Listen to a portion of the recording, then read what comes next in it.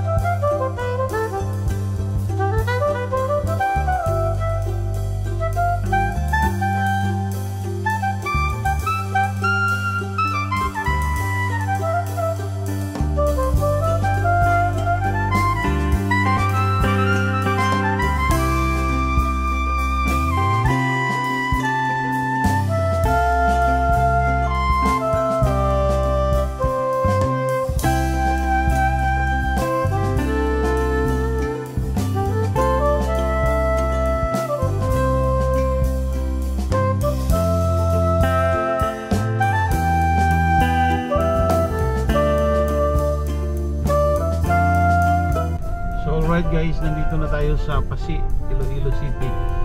Pero hindi pa to sentro ng Iloilo ha. Pasi pa lang to.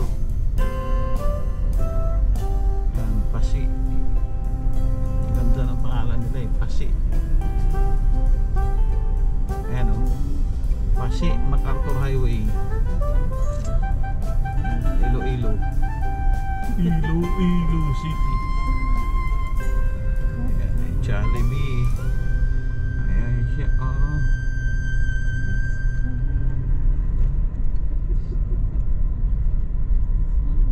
So malapit na tayo sa Santa Barbara guys, 38 kilometers na lang makakarating na tayo sa bayan nila Pastor Ernie Ambolokyo.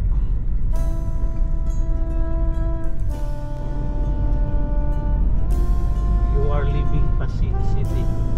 City pala siya, hindi pala siya bayan. What do you call somebody with no nose? Nobody knows. No, no, no, no.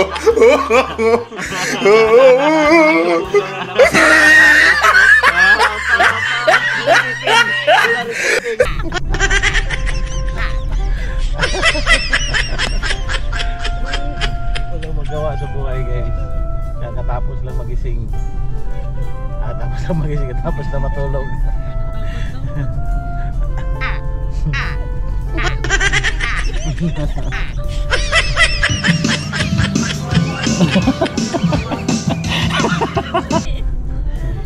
Saan anak si ate Muna?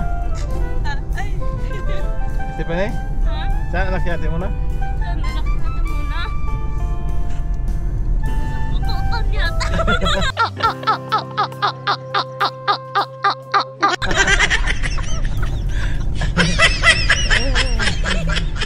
Lord, thank you for Sabay. sunshine. Sabay. Thank you for rain.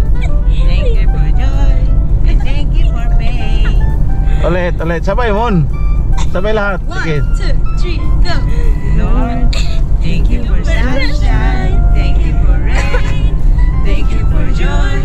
And thank you for pain. Yeah, to.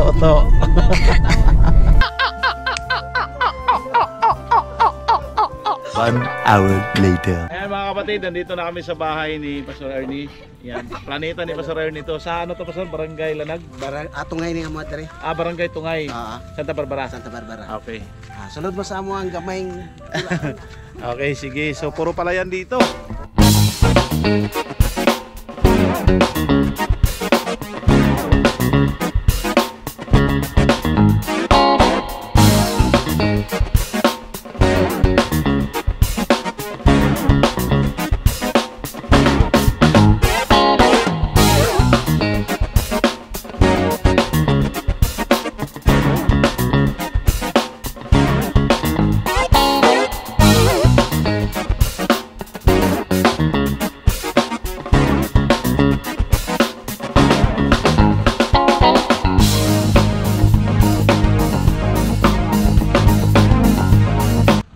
Alright, nandito na kami kay Pastor Ernie.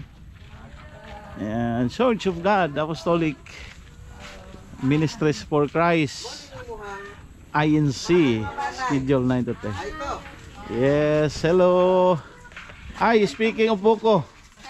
Andyan nas natad. Anas natad. Hello. Kaabot na gid mi dire. Hey. Mo yung buko ila Pastor Ernie oh, abot lang. Pwede na, atong kapal. Ay sa Pastor, di ka na ba siguro mo kuhan Pastor? Mo na simbahan mo dire Pastor. Ni ako ang Pioneering. pioneering na mo work diri. Okay kayo. Ana man ang pioneering. So ito yung simbahan, so dito kami simbahan. Ay yung buko. yung buko na sa ano lang oh. Upuan lang, buko na. Guys, mga untag butong. Dami sa panimalay ni Pastor Ernie. Abot na gyud mi. Yung bayan ng Santa Barbara. And so ngayon maghanap tayo ng sinamantay ni Pastor Ernie, maghanap tayo ng Travelers Inn para dito tayo matulog, magpahinga kasi yung singaw ng Boracay, yung pagod nandito na. Ayun guys, bali nandito kami ngayon sa pamamahay ni Ma'am. Shirley Sinobin. Apo, ayan po siya, napakabait po. At dito po ay family room is 1.8 lang, and then pwede kayo dito mga Travelers Inn. No, dito po to sa Santa Barbara kasi pag magpa-Iloilo kayo, medyo malayo na. Yung tatawid kayo ng Bacolod. So dito kayo mag-stopover matulog, and then sa Dumangas kayo dadaan tatawid. So ibigay ko sa inyo guys yung mga details natin. Yan, nag-fill up pa.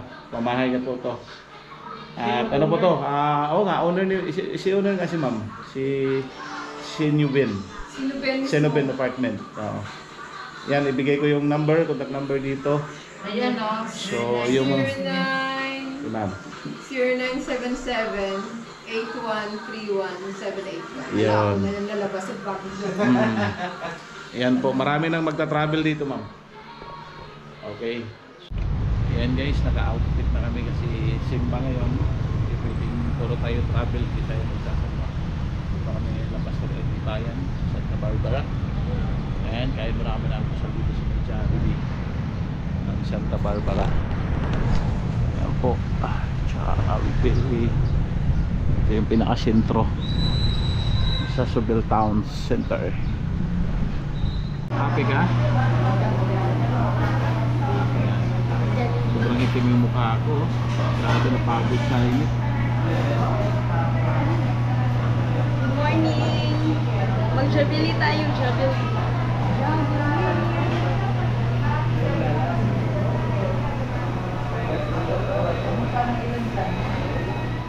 Tulog sa 8 na guys. Kain na po tayo. Alam mo, ito, aking... Ano po sir? Salamat po sir. God bless, God bless. Ayan guys, bali proceed na tayo sa Dumangas. Port of Dumangas. Pero before tayo pumunta ng Dumangas, mag-ano muna tayo, mag Iloilo City. Bye bye. Bye bye. Good afternoon guys. Magandang tanghali. Nandito na kami ngayon sa papunta na kami ng Iloilo. Tapos na kami nagsamba doon kay na Pastor Ernie Ampolokyo. So ngayong araw na to ay tatawid na kami papunta ng Negros. At doon na kami mag-aantay sa brothers and sister namin na darating din, sila Bro General at Sister Jusa. Negros na lang kami pag kailangan makatawid kami guys, kasi kailangan kami makahanap ng magandang spot. Pero before kami pupunta doon sa may port, ikotin muna namin yung Iloilo. Tingnan namin yung kung anong kagandahan ang syudad ng Iloilo. See you there! Hidait. Ato. Guys, ito yung simbahang luma dito oh. Santa Barbara. Sa Santa Barbara. Hindi siya luma. Ayun. Yun yung dito daw sa Iloilo, more on mga old establishment, mga historical building ang meron dito. Kasi malayo sila sa dagat. So maya maya pupuntahan natin yung mga historical nila.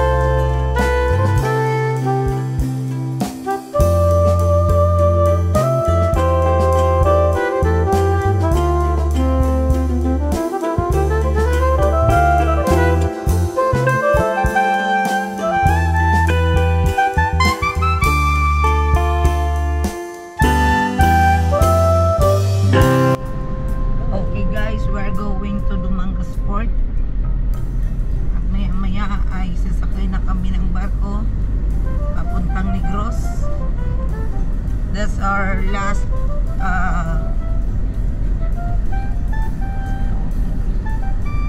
cut. Tama na.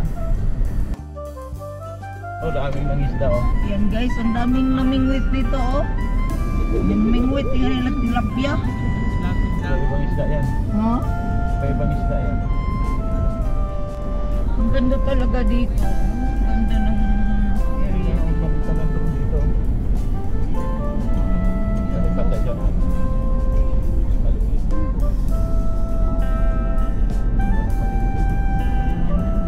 Nalipat na tayo. Sayang. Yan siya to eh.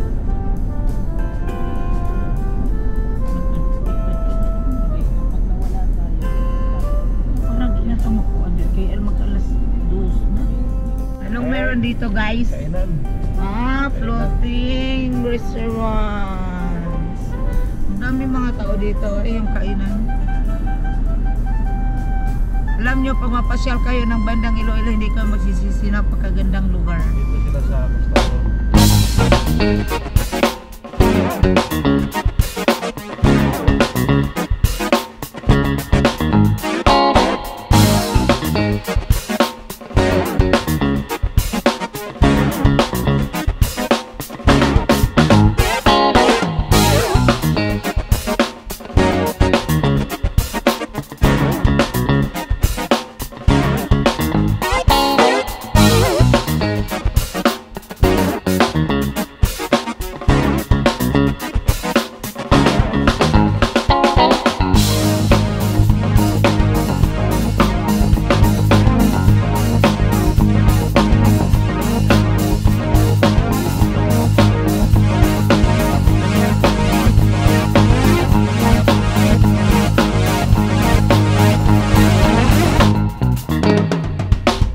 Gandang lugar.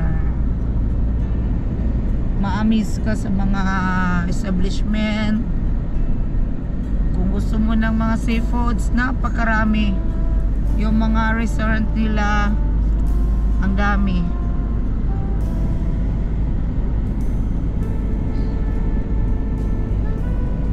Ayan, dagat, day, dagat. Napungasi man ang dagat mo eh.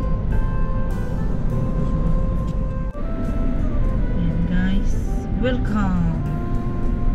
Dagutan, Dumangas. Ayan guys. Ito yung tayo ng Dumangas. At ito yung dito tayo. Ganda talaga ng kalsada dito.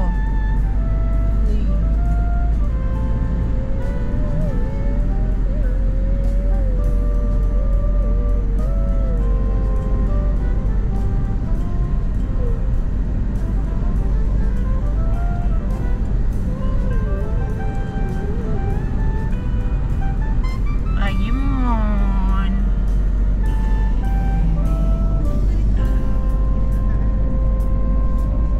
Dagat na, dagat. Ayun, alright. We are here in Seaside. Hala, ang ganda. Yan lang tayo sa tawid, Bacolod daw makita. Ayan na yung Bacolod. Oo. Hala, ang ganda dito. Ganda rito eh. May mag-ano muna tayo. Maalon nga lang, anong klaseng bawod to sa mani. Mag-ano muna tayo din. Magpalipad na tayo ng Quezon. Hindi mapalipad. Mag-picture taking tayo. Oh, picture taking kayo habang napalipad ako. Guys, ang ganda. Picture taking tayo dito. Ito yung gusto ko. Kung mag-picture taking. Yes, yo. Okay, maganda. I-vlog muna, i-vlog muna. Oh guys, dito na kami sa aming destination. Not really destination. But dito na kami sa Dumangas Seaside. Ang ganda dito guys. Ayan oh. Tabi talaga siya ng dagat. Maalon nga lang. Yan, nakikita niyo yung birds.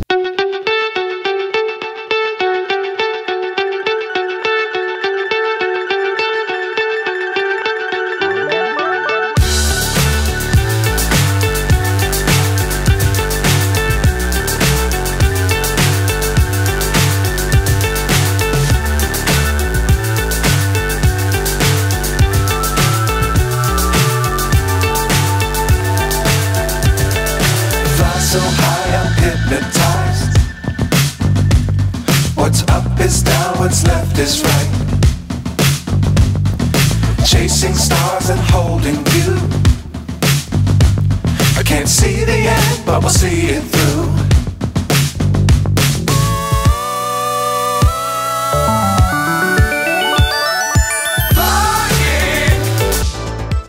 Ayan guys, ito yung Dumangas area.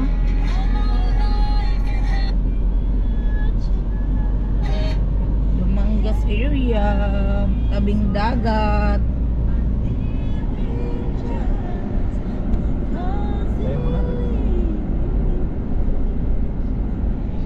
Ayan guys, nandito na kami sa Dumangas Port. Ang daming sakyan na nakapila, wala pang barko. Para yata ang aalis yata ito lahat Parang doon yata ang kuhaan ng ano der, kasi nandun yung Coast Guard. Tapos ito, pilahan na to ng mga ano.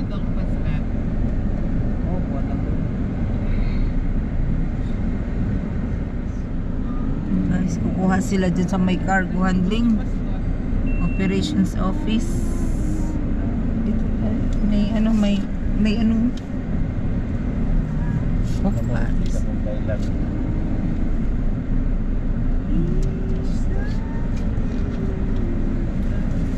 Yun guys, dito kuha na ng ticket.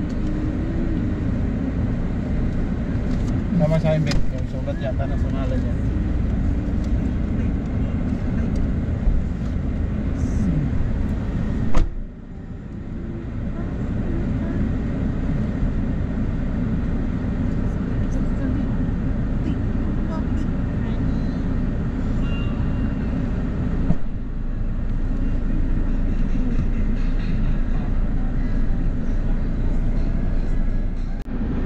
Guys, dito na naman kami, pila-pila. Bawat port, iba-iba ang proseso. Ba't naka ano tayo dito?